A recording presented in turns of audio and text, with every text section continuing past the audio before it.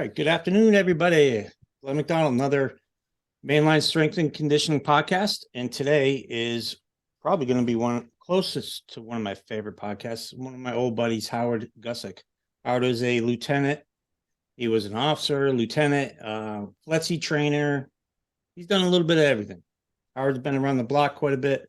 Me and Howard worked back in Danbury, FCI Danbury.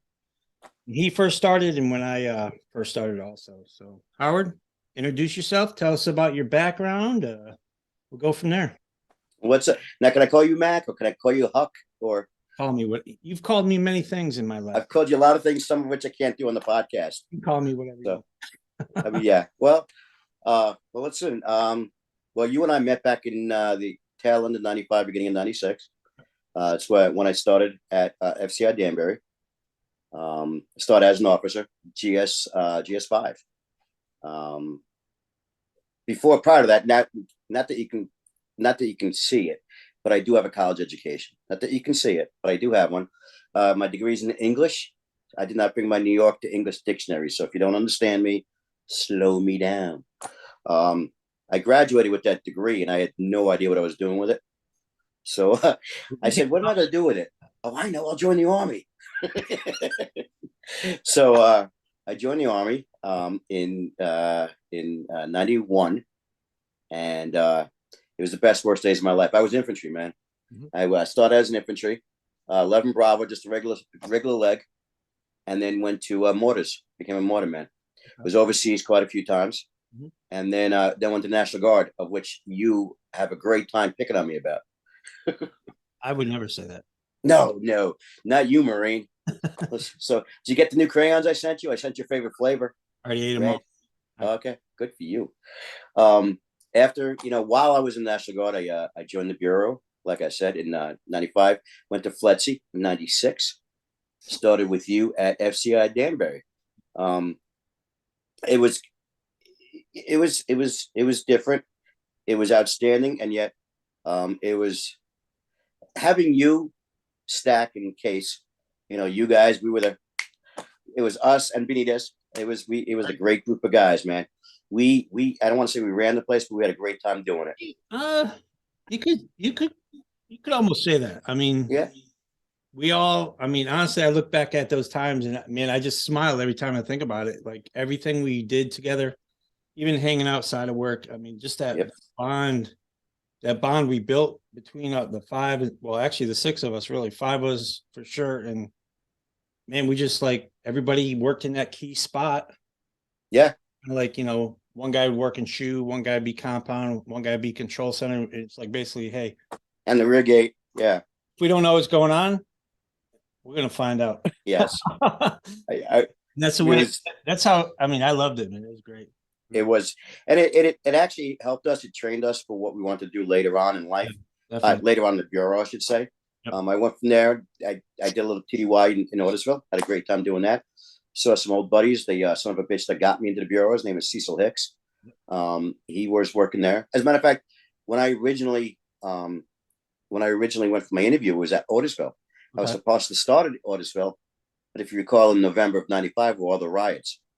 Yep. So I had to wait, and that's when Danbury called me. Okay. So I did that, and then I went to MDC Brooklyn. Mm-hmm. And what year? Because I remember. So didn't it was you and Jose went there, right? Jose went a couple years after me. Oh, okay. Actually, so did Andy Long, if you remember. Yeah. Yep. Yeah. I'm still friends with Andy. He's actually moved down here. Yep. He's another one of your compadres, Marine. I always see you guys, making love with each other on Facebook. So, yeah, I actually was, if you recall, it was Waska who went with me at the same time. Oh, jeez. Oh, wow. Yeah. Okay. All right. And every now and then, people from MDC Brooklyn, I'm on the MDC Brooklyn page, and every now and then they bring up, who's that name of that guy that couldn't make it, and after a month went back to Danbury. I'm like, But yeah, I started there in '98. Again, I was like gladiator school. It was awesome. I learned a lot. Was a lieutenant there. You started in Danbury when we had females too. Because not saying it was USP Danbury back when I started, but I mean, it was a male facility. Then we switched over after, I think it was about 18 months or so, we switched over to females. And it was difficult work. It's difficult working with females. Yeah. Oh yeah, definitely. You learn how to talk. You learn how to converse. Yeah. You learn how to, a little verbal judo. You learn how to, watch your back and watch your buddy's back, if you will, because they're extremely smart. Very manipulative. All women are smarter than us. We know that. Right. Okay, it's a given. They're very manipulative. Not all women, just them. Yep. Suzanne's in the other room. But and that helped me. So when I went to Brooklyn, I was a lieutenant. I was there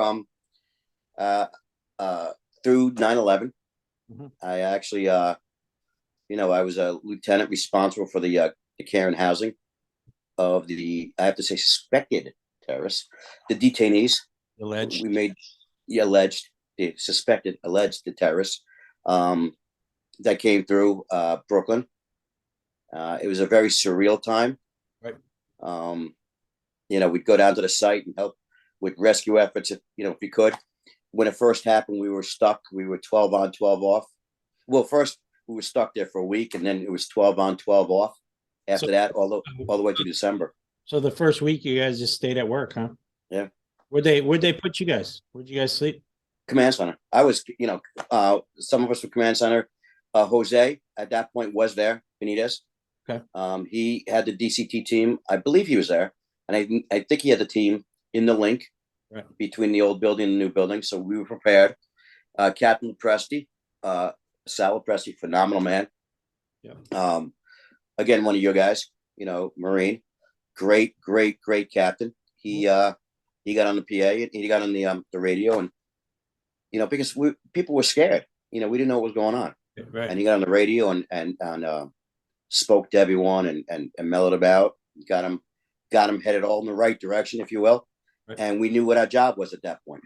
And contrary to beliefs, I mean, if you Google my name, you'll see that I was one of the many listed on a lawsuit from the detainees, and because they say we violated the civil rights. Well, obviously, we all retired with our pensions intact, so we did our jobs. So right. It was very difficult, but it was also rewarding, and we all came together. What's that? What did you find the most difficult part? Just dealing? Were they extremely hostile towards you guys, or was it just like, hey, I'm not supposed to be here, kind of? Some were. I don't know if you remember the name Masawi. Yeah. Yep. Zacharias Masawi was there. He was the 12th hijacker, if you will. He was the one that actually was here. I don't know if you know this, but I live in Sarasota now, guys. Hi. So that's why it's nice out. See, it's beautiful out. Anyway, it's not cold like Chicago. So, right down south from here is Venice. And Venice Airport is where Masawi went to learn how to fly. Pilot school. Right. Yeah, he went to become a pilot. And they knew something was wrong when he said, I don't need to know how to land. I just need to know how to take off. And so, they put a red flag on him. And as he was driving back up to New York, he got stopped. I want to say Virginia, maybe Maryland, but somewhere around there. Stopped with expired tags. And he was supposed to be one of the pilots for 9/11, and he was picked up, and we got him. We got him at Brooklyn. So a year before all this took place, Louis Pepe was an officer at MCC New York. Yeah. He was a guy who was in shoe, and an actual terrorist took a comb and shoved it through his eye. First, he threw hot sauce in his face, then shoved a sharpened comb through his eye. And so after that, we were very careful in how we were dealing with these guys. So I remember as a lieutenant, I was responsible. I would walk with the officers while they were feeding the terrorists, the detainees, if you will. And we all did it. We were all very respectful, did the right thing. But when we got to Masawi's cell, we cracked open the food slot, and he wouldn't show me his hands. Mm-hmm. Now you have to show me. I want to see your hands. Right. He wrapped himself in a blanket. He was like doing this, and you have to, see your hands, and he wouldn't show it to me. Mm-hmm. I said, no, Masawi, let me see your hands. No, Masawi, let me see your hands. No. I said, if you don't show me your hands, we're not going to feed you. You must feed me. You must feed me. So I'm not going to feed you. And I close the food slot. He goes, you must feed me. You effing Jew. You must feed me. And I look at the window. I'm like, how the hell did he know I was Jewish? Because I am. I don't know how he knew. That's so, great, man. Yeah, it was. And I'm like, whoa. So, I mean, some of them were very hostile. Some of them were very, I don't want to say timid, but withdrawn in themselves. We had a few other people that we actually put on that side because there was cameras in there, and one guy who was a suicide risk we put in there because he would hide from us. So we'd always have to always go in there on to get him out so we can see him for the count, make sure there's nothing wrong with him because he was suicidal. So we wound up putting him on the AdMax side, is what we call the terrorist side. It was an interesting time. It really was. For those who've ever been to the site, it was quiet. Yeah. It was eerily quiet.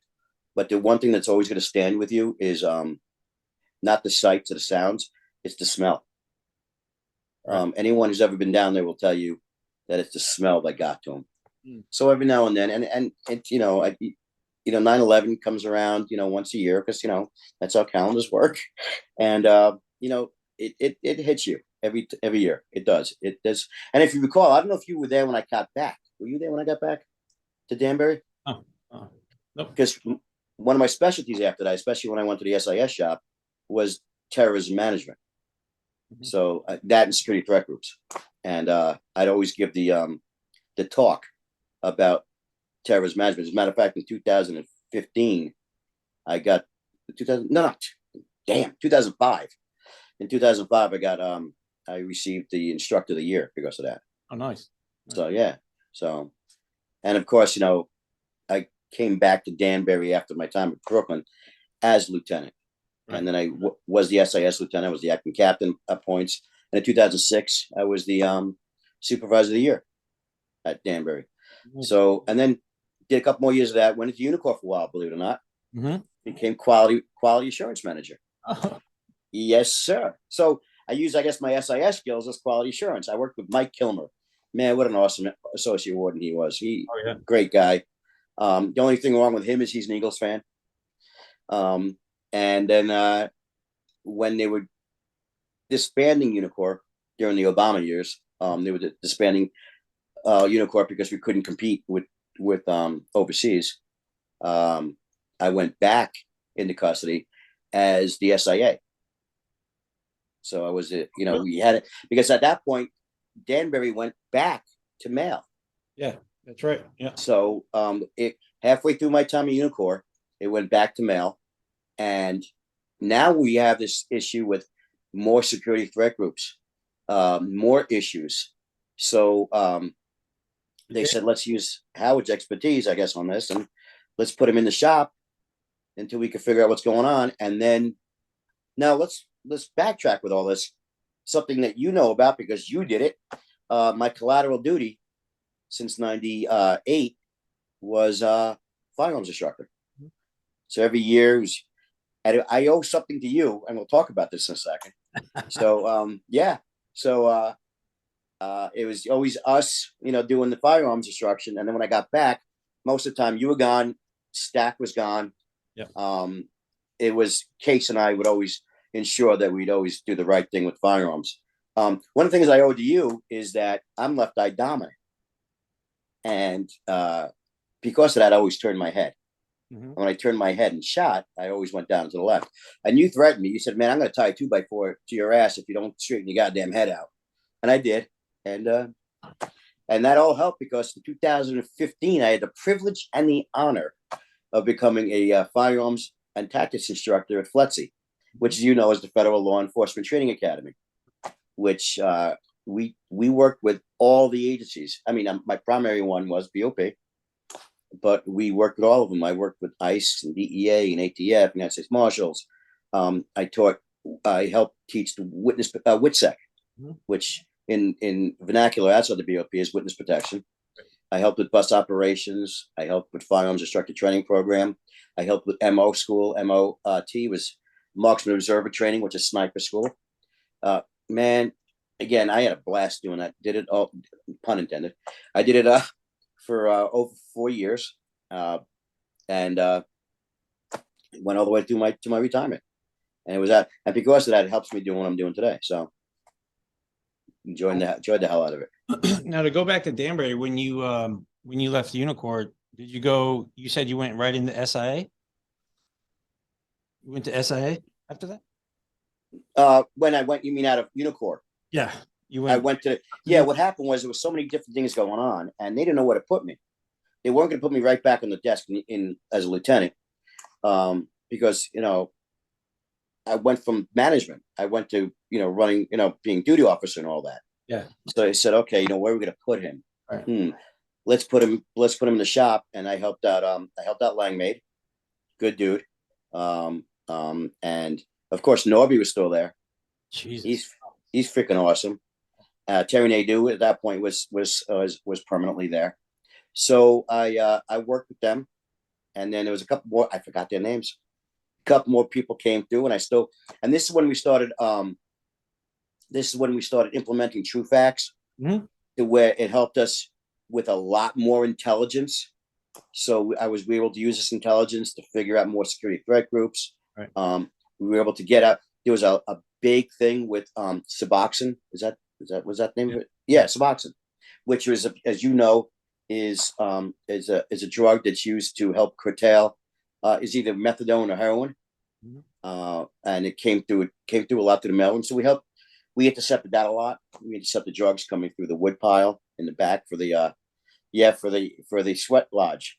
So that's funny, man, because I had the exact same thing happen to me in Yazoo City. I was deputy captain there, and I mean, people never thought of it.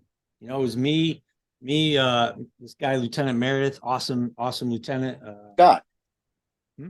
Scott Meredith? No. Oh, no, this is okay. No, different guy. Definitely a different guy. Yeah. Okay. Thank God. Don't say that name. No.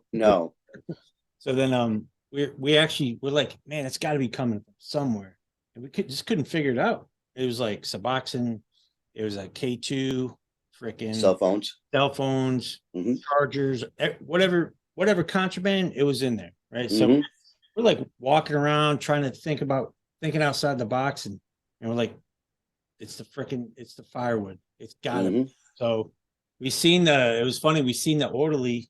He had his little cart, right? He's driving his little cart full of firewood. I said, hey, man, come here. We'll pull him over. And we did. We're in cars and we pulled him over. He's like all freaking out. I was like, hey, you're going to follow us in that. We went to the warehouse. I mean, the guy might have not even known it was in there, but man, they freaking cut that. They cut the, yes, like I think it was like 2 pieces of wood. I remember they cut the inside of it perfectly, and they had bark, and they glued the bark right back on, and that thing was filled, because what we did was we got to the outside warehouse and we ran the pallets of wood. We ran through the X-ray machine. Yep. Sure enough, man, it was a crap load of stuff, man. Crap. If they can only use their power for good, yeah, it'd be amazing how smart they are. I know. So, I mean, when I was my last year, I guess, in there before I went to FLETC, we were having issues with drones. Oh yeah. They were dropping things on the roof. Yeah. If you remember the roof, right above the shoe, and then it went down. It was another floor went down, and I went up there with Case a couple times, and sure enough, we found it was like almost like garbage bags wrapped to keep it waterproof. That must have been dropped by the drones. We found there was one time I was called in about 3:00 in the morning because the outside, they were doing the fence check, and they found about 4 or 5 big wrapped garbage bag type situations. They called us in and they threw them over the fence. Okay, and the guy was actually seen by outside perimeter. That's why they sent the fence check over there to see it. They ran off into the woods, leaving a knapsack there, by the way. That's important. Okay. And so we get there, and we open up these bundles, and they're filled with K2 and filled with cell phones. So we go back out, to where they were, hiding, or the path they took. Because if you recall, you had Ghost Road that went down to the lakefront and then to a residential area. So we checked and we found a knapsack, and in it was a receipt for cell phones from a store in Philadelphia. Amazing. Oh yeah, it's incredible. My powers of deduction. My Sherlock Holmes said, "Wait a minute, aha!" So we called them Taylor Prince, and they wound up arresting 2 guys and a woman for bringing that stuff in, and they got time. Wow, for putting it. Yeah, that's great. So that was my last. I think that was my last big gig, and then I put in for Fletzy. Yeah, we had something similar at because Yazoo was like really win that time period as far as like that, the drones and all that, and coming over the fences and all that craziness. We had a guy coming through like the backside of, because I worked I was a deputy captain at the Low, and they were just, I mean, it was like every night there was something coming in, and it's amazing. They think because it's a Low that, oh yeah, nothing. No, I mean, that Low was worse than the USP. It was terrible. Yeah, always something. Absolutely, it is, because they got more freedom, so they take advantage of it. The pen. These are convicts that are looking 30, 40, 50 years. They don't want to be bothered. Right. They just want to do their time. So, yeah, this dude was sneaking through the woods, man. We caught him because we ended up putting some game cameras out there. That's what we did. Good call. We caught him on some game cameras. And it ended up being this whole system. The guy started he was supplying like from Texas all the way across to Florida. So he amazing. Texas going all the way across and dumping stuff at every institution he could get to. Yeah. Went to Mariana and Tallahassee. All them spots, yeah. I don't know if they ever did anything to him, but I know they ended up figuring out who it was. So if they got him, I'm sure they got him. Yeah. But having said that, I mean, to go through the woods in Yazoo City, dude, snakes and gators. It's a little scary. Yeah, no, I'm not gonna do it. Nope, I ain't gonna do it. I'm a morsel for them. No way. First of all, alligators I look eye to eye to. Yeah, it's very true. So, oh crap. So, I don't know, man. So yeah, every time someone from Chicago came down to Fletzy, I'm like, hey man, you know Glenn McDonald? Captain? And I'm like, that's surreal to me. Yeah, Captain McDonald. I made it, Howard. I actually pulled it off. There was some speed bumps though, weren't there? We all had them. We all had them, man. Yeah. And to think you can look at the guy that, kept you down at Devon's and say, nope, I'm the same as you now. Mm-hmm. Yep. So absolutely. Man, there's too many, brother. Too many. Coleman was probably the worst. Yeah, that was bad time. Weren't you a Butner, right? Yeah, Butner too. Yeah. Were you were food service there? I stepped down from lieutenant just to escape freaking Coleman. So I thought it was Devon's you were escaping. No. Oh, Devon's wasn't bad. It wasn't bad until just one guy. Just one dude. Is at the very end it sucked, and then I went to Coleman as an 11, and then just the shit show just followed me, I guess you could say, and then I just after it was like 5.5 years, man, I just took whatever I could get. Were you at Coleman when Benitez came down? He was there before me. He already left. So he's there before you, and then after you, because he finished his career there. Yeah. Yep. So I knew quite a few people from both, Brooklyn,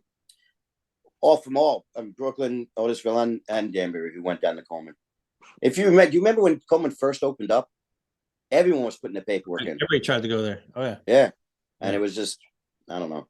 That was a different spot, man. I mean, and especially coming from the Northeast. I mean, you're not. Yeah. A bit different culture down there, whatever you want to call it. It's just different world. So. We did hit on that a little bit when I got down to Fletzy. Yeah. But luckily, Fletzy's from all over. I mean, Mike Sanford, really good man. Oh yeah. Another. Do you know Mike? Yeah. Sanford? Yeah, I've known him for a long time. Marine. He really good man. I remember when my first week I got there, or second week I got there, I'm on the couch in the house that I'm renting, and I got a call on the phone. And hey man, so what's up, brother? I need a favor. What's the favor? Well, he had this little 2-door Jeep like yours. You remember your Jeep that we drove to the bonfire Yeah. at Ghost Road?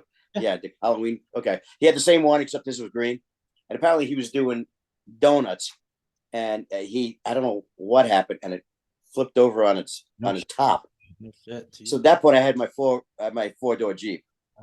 So I went down there and I brought him back up, and everything strewn everywhere. That was awesome.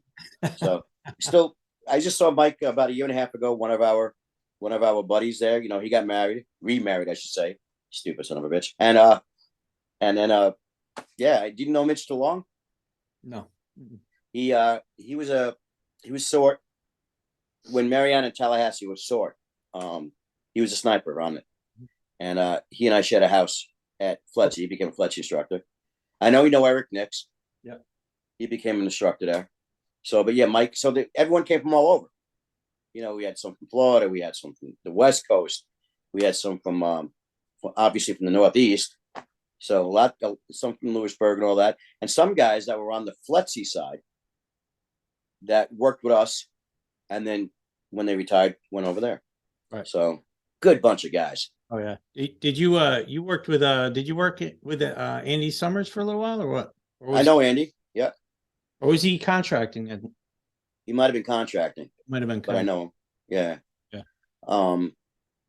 You know, when you and I went through Fletcher as rookies, I think Andy Walters was there, right? And Terry Graham. Yeah. Andy Walters. Yeah. He was still there after I left. Jesus. Man. As a contractor. Wow. He was an old son of a bitch. Wow. And full of knowledge. He was old when I went through. No shit. I know. I originally met him in 90. I got a picture of it too. 94, 95 when I went to me and Stack ended up going to, I want to say we went to firearm school in what the hell's it called in New Mexico? Artesia. Yeah. Mm-hmm. Yep. I did bus operations there. Yeah. I did it with I should tell you. I did it with Rachel Frank and Drina Tomlinson. Wow. I know. So she got worked out. Wow. Yeah. So that was my bus crew. And then that's where I met Langmaid, the guy that became Lieutenant Danbury. I loved Artesia. Oh yeah, it's beautiful out there. I mean, there's nothing there, but it was a different kind of area. But man, it was nice. Well, we took rides, so I did bus operations there. We took the bus through White Sands. You know, got to see the there was the what do they call, not the B-52 bomber, but the stealth fighters, not the stealth bomber, the stealth fighters. They were doing dogfights out there, and it was awesome to watch. And then of course we went to Carlsbad Caverns, and you know, it's in the middle of nowhere, like you said. BOP doesn't go there anymore. No, I think it's just the tribal police in the BIA, Bureau of Indian Affairs. So, but it was still, and all those guys came back over to Glencoe, to Fletcher. So, how'd you like what did you see as far as going from lieutenant to Unicor back to being a lieutenant / SIA and then to Fletcher? What do you see as far as like the staff? Because I know times times were very strange then. I mean, you could actually see it. I want to say, man, I want to say there was like periods I mean, we've always said it too. It's always been like a roller coaster. Hit a high, then you hit a really roll, and then you get in a barrel roll. I mean, things are just when you think you can't pull it out. Yeah. And then because I saw like a huge change in staff, probably I want to say around 2015 or so. Man, it just got there's something going on here. It was a huge difference when first of all, when we were officers and all that. I mean, we didn't even think about discussing or arguing with the lieutenant, regardless of what we felt about him. Hell, I didn't even. I mean, we couldn't even go in the lieutenant's office. Right. I mean, we had Gary Holmes. We couldn't even walk in there. so we learned how to be lieutenants from these guys. Then as a lieutenant, and I drew on being a lieutenant from the way we worked, right? What I expected from the officers, yep. But also what I expected from the lieutenants back to us, which is respect, yep. Cordiality, but we had a great sense of humor too as a lieutenant, and that's the one thing, one of the things you said that I should think about is what I should tell the new staff, and what I always have to say to anyone that works with the Bureau, especially with what we do, is you have to have thick skin. Mm-hmm. You have to have a great sense of humor, a gallows sense of humor, if you will, and not let anything bother you. Things are gonna bother you, but when the door shuts, it's not a cliche. When the door shuts, you keep it in there. Right. So we learned that. We learned how to do that, which helped in my time as a lieutenant in Brooklyn. Because think about it, Brooklyn wasn't like the Danbury staff. Brooklyn was a huge disparity of different people, different cultures, different backgrounds. Yeah. And I have to say, it was one of the best group of guys ever, and it was one of the best lieutenant's officers I've ever worked with. Did we have yeah, we had some problems, but nothing that we couldn't handle. And we would all show up an hour early, and then we got relieved an hour early. And for those who were not relieved an hour early, they didn't get it back. You know what I'm saying? It was a little quid pro quo. It was a little bit, it was, let's respect begats respect. And that came from the top down. That came from Lepresti down. Mm-hmm. Lepresti was a perfect barrier for us, for the administration, because at that point it was starting to get political. Yeah. Mike Zink was one of the best wardens I've ever worked with. Okay. I thought he was outstanding. What's that? Who's that? Mike Zink, Zenk. Yeah. Okay. He later went to the region and all that. Fantastic man. Mm-hmm. But there was a lot of politics with his, AWs, and the captain kept us. He was the barrier with that. He was awesome. And then I carried that with me to Danbury, mm-hmm. To be a solid lieutenant, not take crap, and to be, if shit went downhill, it stopped at me. And other lieutenants got there. It was a great lieutenant crew when I got there. There was a couple of guys that, thank God, left. They were pieces of, POSs, but then we had great lieutenants. Mm-hmm. And then I went to Unicor, got promoted to Unicor. Worked with Kilmer, learned the business side of things. Learned, and as the SIS lieutenant before I went to Unicor, it was great. I had a great time doing great things, and unfortunately, as well as I do, some of it had to deal with staff. Mm-hmm. Okay, and I was the one with Scotty Frank, right? And let me tell you something. That was very, very, very difficult as an SIS lieutenant to deal with that. Tough for you, man. It was extremely tough. I had to deal with a lot of crap because Scotty was a really good officer's lieutenant. They loved him. He was really good. Yeah. Some people in different departments saw it for what it was, but I'm not going to mention anything. But people loved him. So when we were going through that and doing the investigation on that, it was hard. And I didn't believe it. I mean, we're not going to get into what the investigation was, but I didn't believe it. And then finally, on my 40th birthday, Norby and I went down to the sentencing, and he was sentenced for time. And after he was sentenced for time, all the people that were giving me crap, behind my back, or, all apologized. I got letters, emails and phone calls, which I didn't think I was going to get, but they all apologized. And that helped me last another year, if you will, in the shop. Did they think you were like setting them up or something? Or they thought one of the because I was acting captain for a little bit too as SAS lieutenant, and they thought that I was stepping on him to become a captain elsewhere. Really? That I was using that as a stepping stone. And as well as I do, that's not a stepping stone. No. So they thought that. And so, you also asked me what was the worst time of my career. Although I was very proud to be SIS lieutenant, and it was, I'm very proud of what I did and the job I did. That 4 or 5 month period was very difficult. Because again, I consider Scotty a friend too. Yeah. And, and I proved to myself that I could be, nonpartisan, non-biased, and do the job that was expected of me. Well, I mean, And even like I remember him as like I remember staying in mainline, or when I first started as a cook foreman at Danbury for my first year and a half or so. I was mm-hmm. a foreman, so and he was like, I mean, him, Gary Holmes, like two legends, Yeah, standing there at mainline, like, man, those guys, that's what you want to be.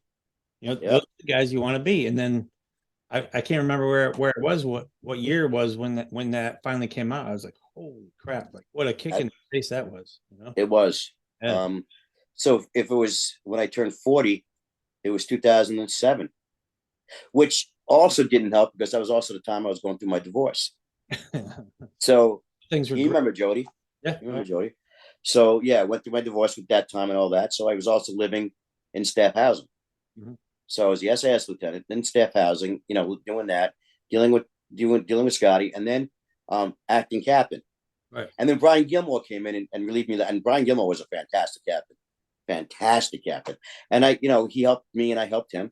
Mhm. And during this time, by the way, my associate warden at the time was Felipe Rodriguez. F-Rod, I called him. F-Rod. Oh, man, he liked to screw with me. He was a New Yorker. So he liked to screw with me. I screwed with him back. And the reason why I bring him up is when I finally made the decision to go to FLETC. Now, FLETC, as you know, is one of the most coveted jobs in the Bureau. And, of course, what's that? Not a paid move, right? No, not a paid move. But it is a promotion. And the reason it's not a paid move because everyone wants it. Yeah. Yeah. So I put my paperwork in, and Mike Kilmer's now in Butner. So he goes, why don't you call F-Rod? Rodriguez says, well, I can't do that. So would you? And because now Felipe is now the director of FLETC. Oh. So having said that, Nice. I had to BQ. Yeah. Okay, so I BQ'd. Now I'm competing with a crap ton of people. Right. Okay, and the question is now, will me knowing Felipe was going to help, and of course it did. I'm not going to lie to you. Of course, I know it did. Yeah. It's not just what you know; it's who you know. Well, I mean, he knows your work ethic too. Yeah, It's not like like you're some kiss ass, like, hey, Felipe, you got to help me out, man. Like, right. You were trash back then. You're probably even worse now. Probably. So, and it helped. I mean, I actually was an instructor of the quarter at FLETC. Yeah, nice. So I got a little trophy, little gold star. No money, but yeah. So and it helped Felipe. I mean, he's retired now. He's up in lives in the Savannah Pooler area up in Georgia. So yeah, and those years were phenomenal. So if you want to see the darkest period was probably the Scotty Frank thing. Right. The FLETC years were phenomenal. They were fantastic. Hey, do you mind? I mean, we can, if you don't want to, we won't talk about it. You mind talking about Carl? What happened with that? Oh yeah. I never heard the The story. Yeah. Okay. He was a friend of ours. Yeah. He's one of us. When you said before, when you corrected yourself from 4 to 5, he's the fifth one. He was the fifth Beatle. There's 6. Yeah, if you count Benitez. Yeah. But he was, at one point, Carl was there, but then Carl went to Unicor, and Carl became an alcoholic. And he was always an alcoholic. And when I say that, I don't mean he was always a drinker. It was in his bones. It was a disease that he had. And he was trying to. He would actually drink just to get completely fucked up and totally obliterated. Yeah, absolutely. Yes. There was a few times with a common friend of ours that he would stay over there, and his wife finally said, "That's it, no more, no more." And he was driving home with a DUI. He got a DUI. So now, fast forward to when I became the SAS lieutenant. I'm in the shop, and I'm still friends with Carl. And people were talking. The AWs were bringing him aside, talking to him. He was seeing with EAP. He was seeking help. He was having issues with what was her name? Meg, his wife. He's having issues with his wife, and now he gets another DUI. Now, as a DUI, I have to do an investigation on it. So I call up, I see Carl on Thursday or Friday. I see him on the compound. I say, hey man, listen, and AW is talking to him. I'm not gonna tell you which one because I don't know if she wants her name out there, but she was talking and trying to help him out and all that stuff, doing the right thing, being a good AW, being a good boss. Right. And I said, Carl, man, listen, we know what happened. So on Monday, if you can, come to the shop. We'll get you your information. We'll get you your story about what happened, and so we can close the file. So we can do, because you're going to be disciplined in the BOP if you get a DUI. You're not going to necessarily lose your job, right, but you're going to be disciplined. So okay, Monday rolls around, and no call. So So I call up Scotty Isham and Unicorp. Carl at that point was working for Unicorp, and call him up and said, "Hey man, is Carl down there?" No, call. Did he bang in? No, we haven't heard from him. It's okay. So I called up the psychologist that I knew he was working with, and I called him up and I said, "Hey man, Carl's not in the institution. He lives in staff housing. Would you like to go down to staff housing with me?" mm-hmm. And he's like, "Yeah, sure. It's probably a good idea." So we go down to staff housing, and it was weird because his truck, you remember his Yeah, the Yukon. was it a Bronco? What's that? Yukon. Oh, Yukon. Thank you. It was unlocked. He usually locked it because it was almost new. So, but you know what? It was locked. It was unlocked, and on the front passenger was, on the passenger seat was paperwork for insurance through the Air Force, because he was in the Air Force, National Guard at that point. He has been overseas, so I'm sure that PTSD is also sinking in because he was overseas in the war effort. And then when I go check the front door, and say, "Hey, knock on the door," they call, "Are you in there?" The door was locked. Carl never locked the door. So I called back up to the institution on the radio, and I said, "Hey, I called Mike Case, because he's the lock shop at this point." I said, "Mike, man, I need the keys to the house. Could you give me the keys to the house?" And the AW that would talk to him on the compound brought the keys down. Mm-hmm. So it was a hot day, and that's important too, and I'm going to tell you why. It was a hot day, so I grabbed the keys, unlocked the door. The psychologist stayed outside, and the AW and I walked through the door. We walked to the front door, and I went left. She went right, and I heard her say, "Oh shit." I looked to the right, and all I saw were legs. Mm-hmm. And it was extremely hot in the house. I'm like, why is it so damn hot? Well, what happened was, when we got there, when I rounded the corner and the AW was already there, I checked for a pulse. No pulse. What he did was he took the extension cord from the air conditioner. So there's no air conditioning. Tied it around his neck, tied on the doorknob, and then just slouched. You know as well as I do, it only takes 7 pounds of pressure and a couple of minutes to kill yourself. So we did it. We searched the house. There was a note that says, Meg, or whatever her name is. Yeah, Meg. This is what you wanted. Call. We immediately locked down the house, did a crime scene, called an ambulance, and I had to take photos, and and of course the autopsy and all that stuff, and it was death by strangulation. Jesus. So, and you know what, and it is what it is. With the gallows humor that we have, and Case, as well as was probably the closest with him out of all of us. They rode motorcycles. I mean, I ride now. I didn't ride back then. Right. So they rode motorcycles, and he, Case even said he was reckless on it. Oh, big time. Yeah, he was reckless on that bike. So did he always have a death wish, and did it finally come to fruition? I don't know. But I don't want to say it hit Mike hard, but it hit him hard enough. But of course, with the gallows humor, we'd say things afterward and all that stuff.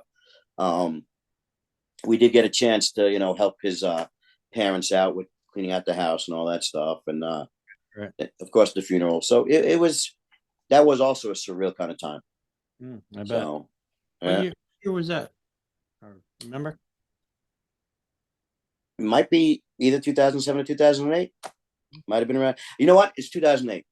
Okay. And the reason why I say that is because that was well after my divorce and after the divorce of Suzanne. Okay. And so we were, unbeknownst to the rest of the compound, she and I were at that point friends. So that's the woman I live with now, in case you want to. So I know you know. Does everyone else know? So yeah. So and the reason why I remember that is because I remember she had to break the news to Megan and the kids. So it was, but you know what? I mean, it was an act of selfishness. Yeah.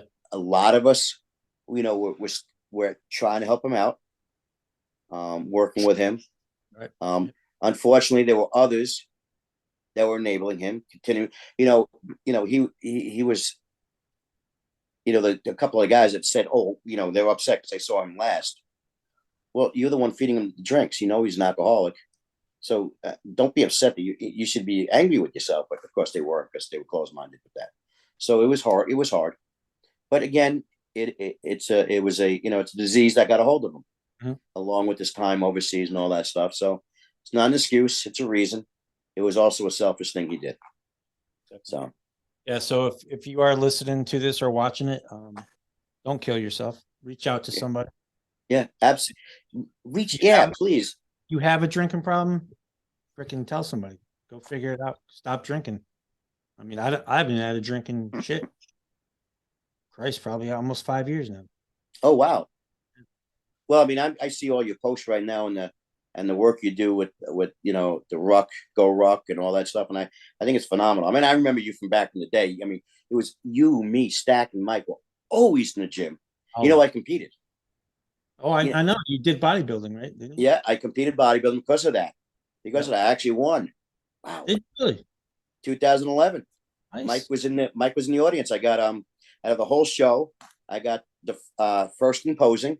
So I got this huge and then I got number one in novice, and I came in second place for masters, which is over 40. Nice, man. That's so awesome. I hang my hat on that, because it was you guys that got me started on that. Did you have a Speedo on? I did. I still have it. It's in the trophy. I look good. I think the problem was, at first I put it on backwards and no one noticed. So I still have it though. Lee Plord was my coach. You didn't wash it, did you? No, of course not. It's sticking to the sides of the trophy. I'm afraid to even think about putting that thing on it. I don't think it'll fit over my thigh.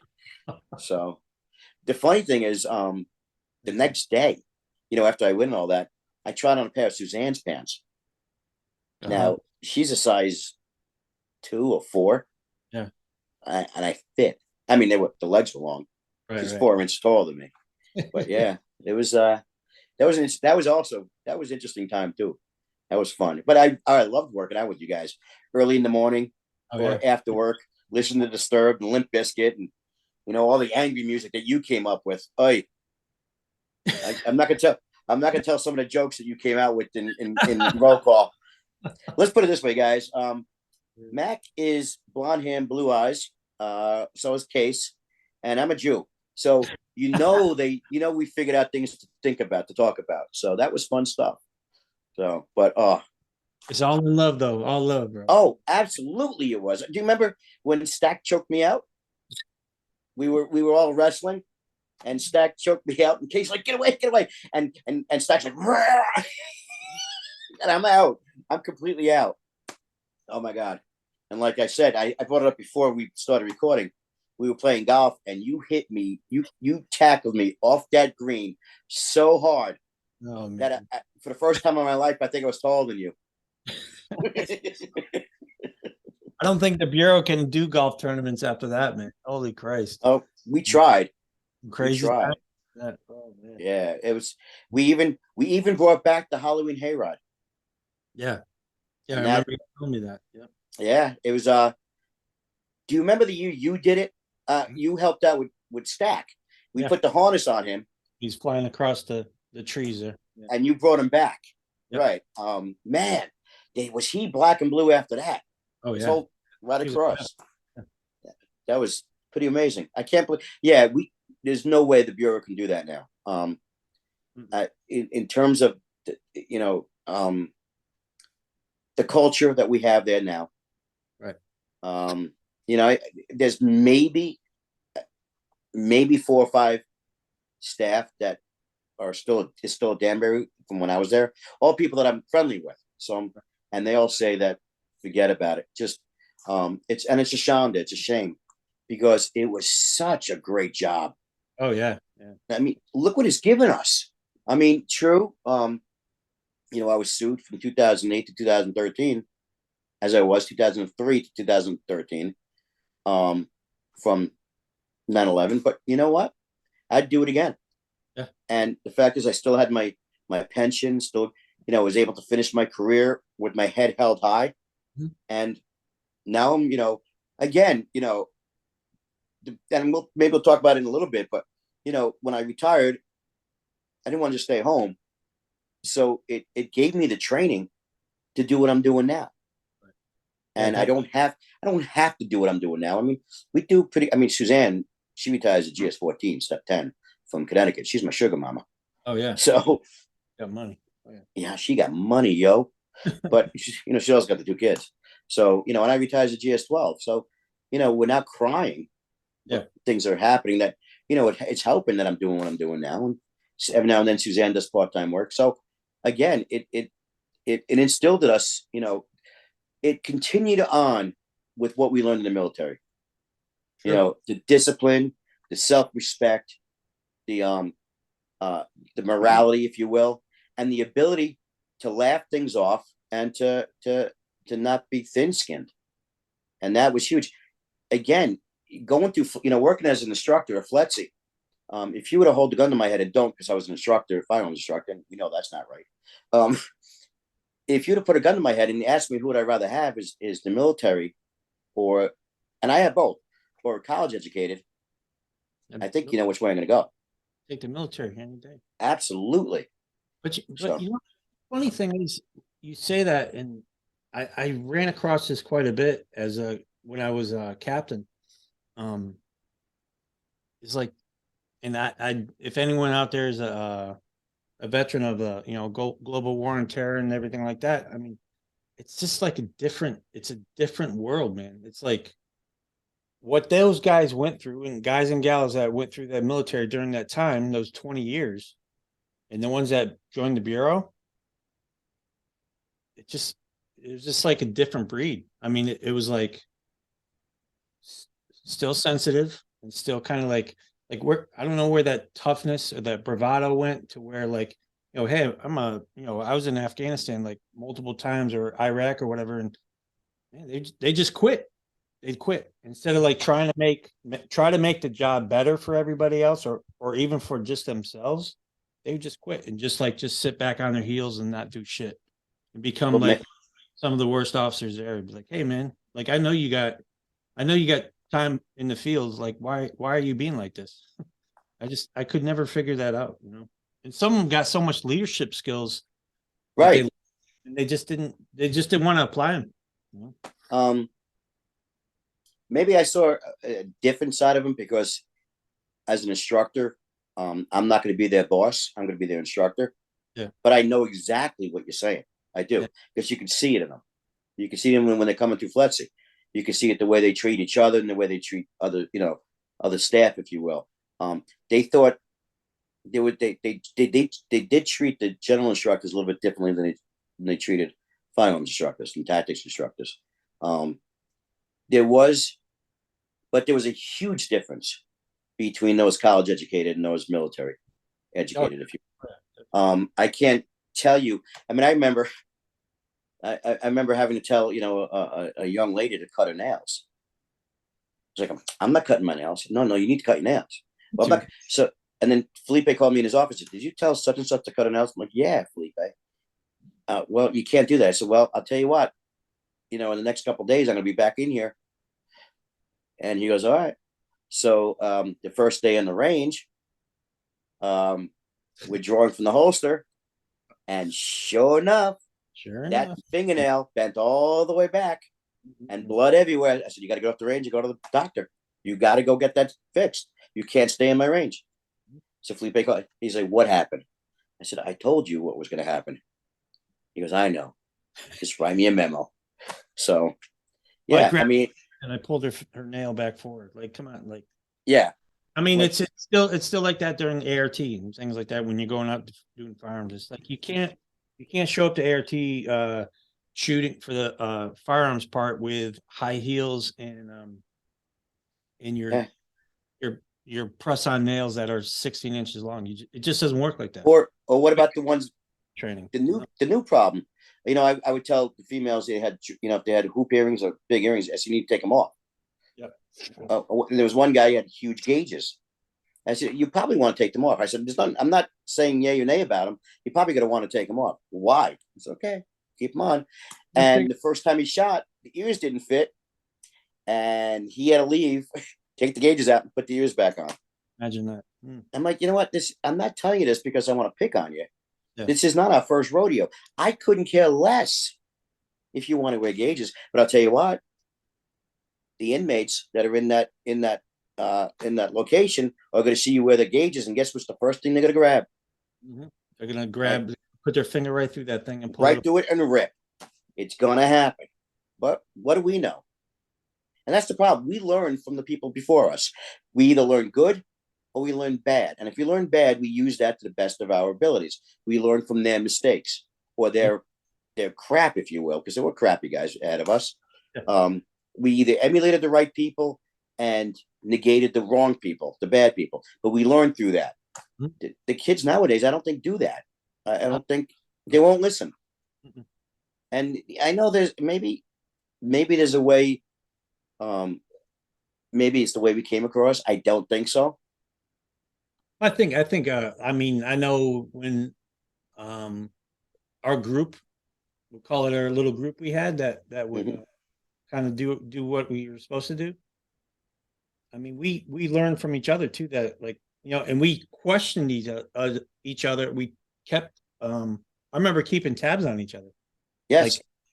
Like, I'm the worst at writing incident reports, memos, everything like that. I was horrible. To this day, I still can't do it. And sure enough, I'd send it to my secretary, Howard. He'd fix it. Or Mike would fix it. Somebody smart. Mike was good at KSAs. Yeah, Mike would fix it, or Howard would fix it. But that's just the way it was. I mean, we took care of each other, and it wasn't like, oh, that guy's a kiss ass, or or you guys are just rubbing up on the captain or the warden. It's like, no, man, we're just doing our job. This is what, like I used to tell people all the time, hey, you raised your hand just like I did. I raised it twice. You maybe only raised it once for the BOP, right. Military and BOP. Like, take that shit serious. You're here to do a job, and it's not an easy job either. No.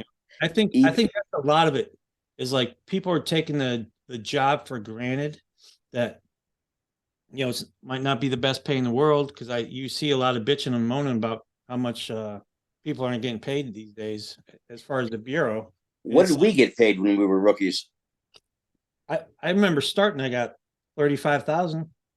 That's pretty good. Well, you started out as a food service guy. Yeah, I started out as 27, I think. Yeah. And now starting is 60. Yeah, 60s. Yeah. I'm like, oh my God. I took a pay cut to go to the Bureau. My wife at the time was like, what are you doing? Trust me, it's going to pay off in the long run. In the long run, yeah. But now it's like, I see them bitching about pay and all that stuff. And oh my God, they're getting this, they start, GS5 is in New York, I think, or, in that locality pay, I want to say it's up in the 60s. Yeah. Oh yeah, definitely. And they're getting like 10% retention bonuses, right? I heard about that. And it's like, wow. What is a retention? What was that? Oh my Lord. I got mine. I got 2 years before I retired. I was getting retention bonuses because they just started, because anybody who had over, what was it? I want to say over 25 years and that was still in service, were given the option to do a retention bonus if he wanted it. I mean, it was like 4% or something like that. Dude. But still, it was like, we don't want to lose your experience, Right. Stay on board with us a little bit longer. We'll give you a little bonus. But is mandatory retirement still 57 now? Yeah. So why don't they raise that then? If they because I see people all the time, because I'm on the Facebook page. See people all the time. I'd like to stay. Well, first of all, something I'm thinking, why would you want to stay? Why don't you want So, but they I want to they're probably refs. Yeah, yeah. They're doing somewhere. They're not doing they're not doing much. Yeah. Right. So I don't know. I heard about this retention bonus over New Year's when I visited my friend up in we were up in my god dang Alabama. Oh my! When the banjo stopped, we sped. So yeah, we were there for New Year's, and the young lady that was married to my buddy, when she told me she got a retention bonus and there was quite a bit of money, I'm like, what? The only retention bonus I knew of was in the military. Right. Yeah. I'm like, so why don't they use that retention bonus in hiring new staff? Actually, I mean, think about this too. I was thinking about this not too long, and I actually tried to sell the idea, but nobody would listen. Like you see, like we were talking about earlier, like all these guys and gals getting out of the military. You do your 4 years of active duty, you still have 4 years IRR inactive. Yeah. Come on to the bureau. Give them a choice. Like, hey, you can continue your service within your 4 years of IRR. You can, join the bureau. And some places, I mean, hell, set them up with housing for, we're going to set you up as housing for a year, just as long as you stay on board. And then after 2 years, you offer them a job or something, something like that. That might have been the beginning of the downfall of the bureau, by the way, getting rid of staff housing. Yeah. Oh yeah. That might have been the first step in starting to lose retention. Because we still have staff housing at it's crap now, but I mean, and there's staff housing at Dublin and there's staff housing in Tallahassee, and that might have been the beginning of the downfall, I think. Could have been. Yeah. Yep. I mean, I think there's a lot of things they could do, but I just don't think they have the people, or they're not listening to the right people. Because that's another thing I used at the end was like nobody would listen to you. You had, you look around the room in a meeting. When I was captain, I'm looking around. I'm like, okay, no one here has custody background. I have more time than everybody here. I've worked more institutions. I've responded to more emergencies, and you guys don't want to hear what I have to say. All right, this is going to go good. Not saying I'm a genius, but yeah, I've already done this. Right. It's not your first rodeo. It isn't. Can you listen to someone with experience? That was one good thing I have to say about a lot of the administration I worked with when I was SIS. It did help that, Suzanne was psych and she did listen. Not so much now because, she doesn't have to. No, I'm just kidding. She's wonderful. But, the warden was fantastic. I had a couple I had one that was a piece of work, but a couple other ones that were fantastic, some AWs that were fantastic, and some captains that were phenomenal. So, and they'd listen, they sit and listen. And it's the new group. And you're right. It's probably after I left that you saw all this happening.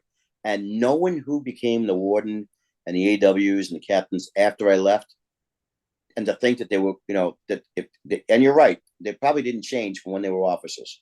And I knew them as young staff. Yeah. They think that they're in these seats of power right now, makes you wonder which direction the bureau is going in now. And they're not listening to people. No. And unfortunately, what's going to happen is the one thing that has to happen for them to recognize that they need more experienced staff, and they need to, because everyone that's retiring is us. Mm-hmm. Everyone that's backfilling us are the people that that didn't do the right thing or do the job to get to where they're going. So and it happened in 95, and it's about time for another one. There's going to be another riot. It's going to be bureau wide, and it's because of lack of staff. Yeah, And I'm surprised. I'm actually, I look at it every day. I'm like, and I try not to even think because honestly, once I retired, I kind of forgot. Like I try to stay so busy. kind of forgot that, hey, for 28 years, I worked inside a prison. It's just kind of like you look back and you're like, and then you sit down, and you're like, man, I hope nothing, because you see what goes on. mhm. God, I hope nothing bad like that, like a real serious nationwide lockdown with serious riots throughout the country and staff getting hurt, things like that. Well, I mean, you saw what happened in Dublin just recently, right? The Oh yeah, warden got the warden yeah, got walked out. yeah, Um, yeah. that's not that's not just that institution. Oh, It's bureau wide, and people are seeing this.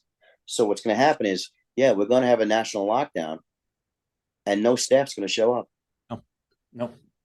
So that's I, And the sad thing is though, too, Howard, I don't know how much experience you've had. I mean, the few institutions you worked at, but like some of the joints I worked at, when bad things happen, man, people like we came together.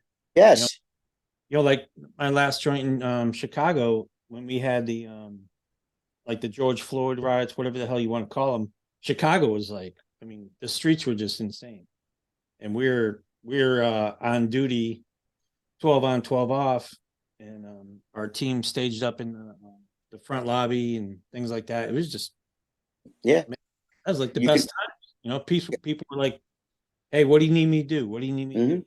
It wasn't that, oh, screw that. I'm not doing that. I'm not doing this. I'm not working that post. People were just on the job. They were working like they were supposed to be working. Again, you could equate that to 9/11. Yeah. Oh Yeah, yeah. when 9/11 took place. I mean, that's exactly the feeling you just talked about. Is exactly what happened. The camaraderie. Now, unfortunately, you know as well as I do, after 2 years, it's forgotten. Yeah. Oh yeah. You Two know, 2 months. well, Just the reason it wasn't too much for us is because we you were guys are 12 on, still, 12 off for 6 months. you're still dealing with it too. Yeah, so we were dealing with it on a regular basis. So, and then we still had those terrorists for another year after that. So it was, we still. But then what happened was, staff would leave. They'd go to other places. They'd retire. They'd do this. They'd do that. Whatever the case might be, and we'd start losing that connection. And that's exactly what's happening now. Is we'll with society as a whole, Mhm. is that we're losing the connection of what brought us together, 21 years ago. Right. Right. So I don't know. Are we is the bureau just a microcosm of society? Unfortunately. So yeah, but and it's I'm in I'm in the great free state of Florida right now, in the gunshine state, if you will. So and again, we haven't hit on it yet, but what I did after I retired was I hooked up with a couple people, like-minded people, veterans, one of which we had to get rid of because he was very passive aggressive. One of which had to continue with his job. Another guy just recently passed away, great guy.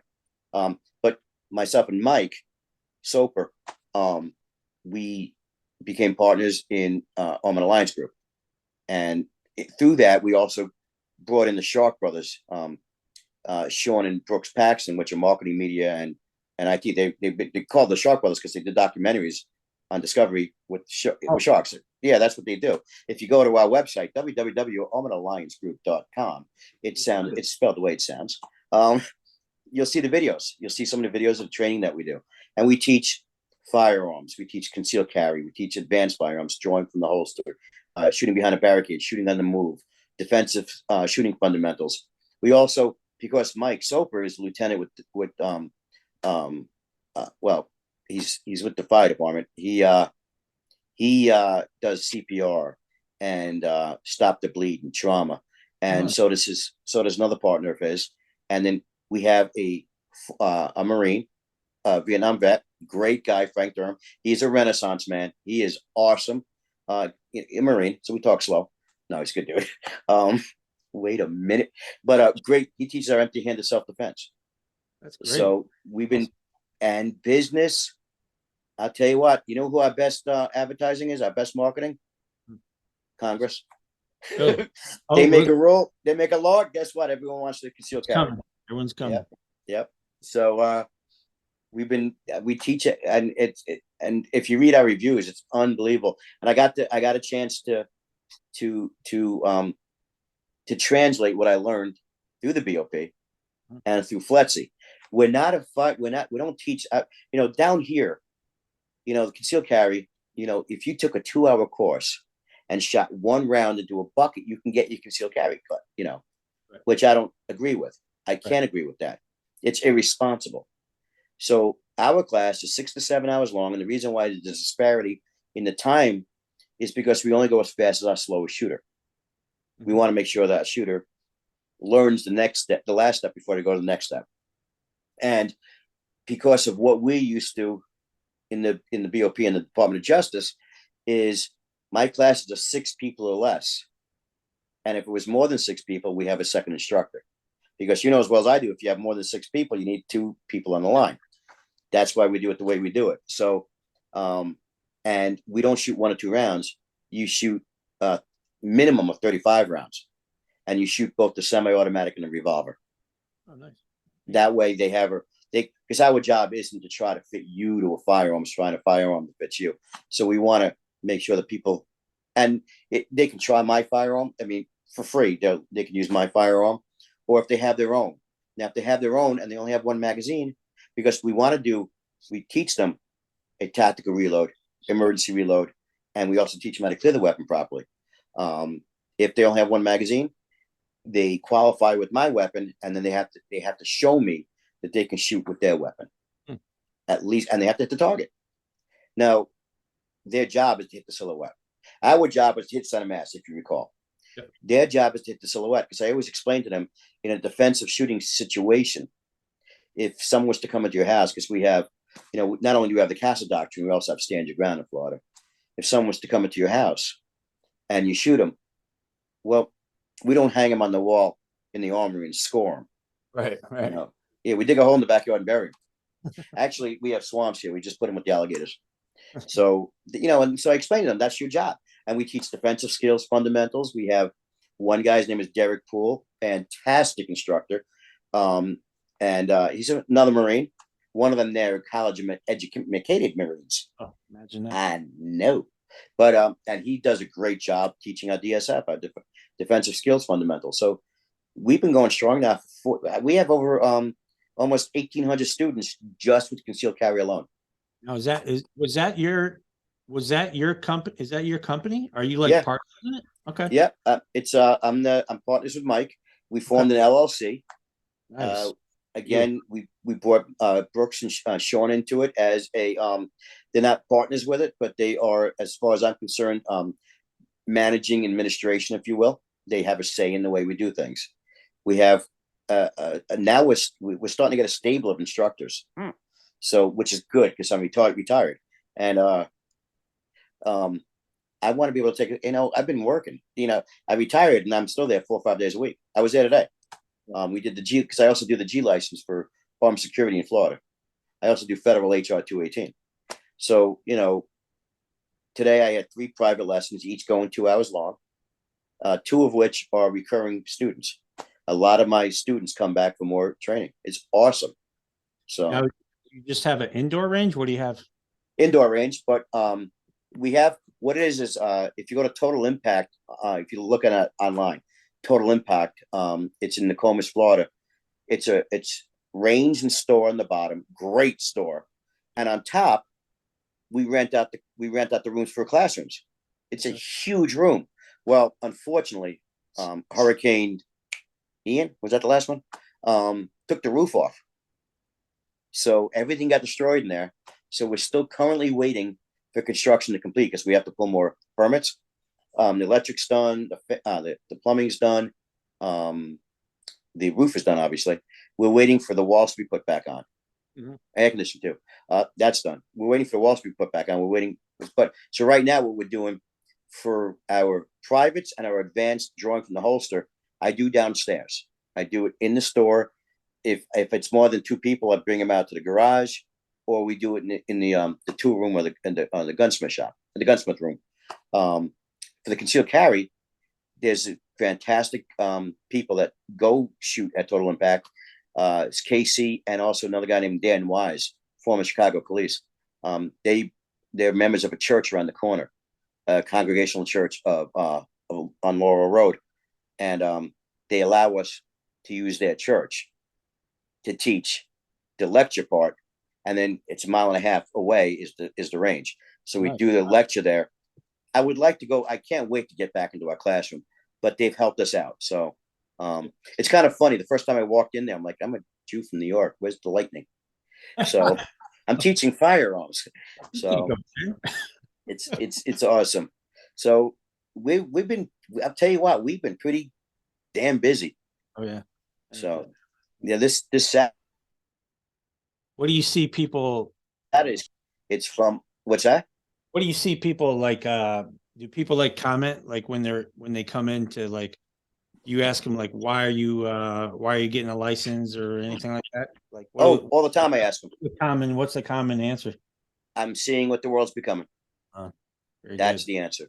A majority of our students never picked up a firearm, and those are my favorites. They shoot the best. They learn the best. Well, they don't have bad habits like you and me. Exactly. No bad habits. We don't have to undo it, or we don't have to have that. And nobody, I mean, maybe in the first 5 minutes, 10 minutes, you'll see those people have shot. Oh, I know how to shoot. I've shot dozens of rounds. And they'll sit there like this, and then they realize, wait, I can learn something. And afterwards, to a person, afterwards, man, that was one of the best classes I've ever been to. I'm like, hey, you sure you're talking about me? So we've been getting great reviews. We're getting a great name for us in the Sarasota, Manatee County, and it's just. And again, I owe that.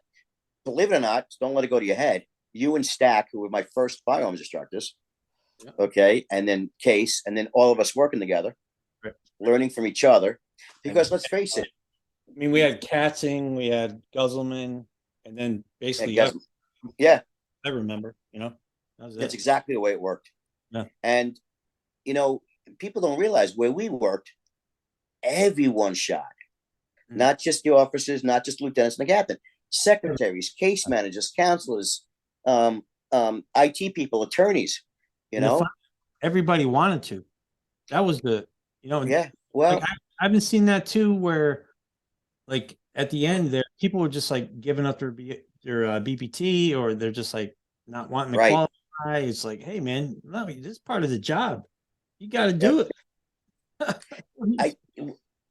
We did always. There was always an issue. An AW finally put a foot down with it because it's part of the job. It's Leo. If you want your Leo pay, you've got to qualify. And of course, there's those people that were milking the system, and it was not a lot when we were first there, but near the end, it was people milking the system, whether it was workman's comp or whether it was just keep on putting off the fact that they got to qualify. Yeah. Like, no, you have to qualify, and this is how you're going to qualify if you want to continue getting the Leo pay. Yeah, you can either do it in the spring, summer, or fall, or we can come out in December or January, and I'll be happy to be out there with you. Be happy to help you. And I know it's worse up in Chicago. And what did you guys shoot? Where was your range? We had we had a couple different ones. We had a State Department of Corrections. We had a place that we could use, but man, that place was just it's just crap.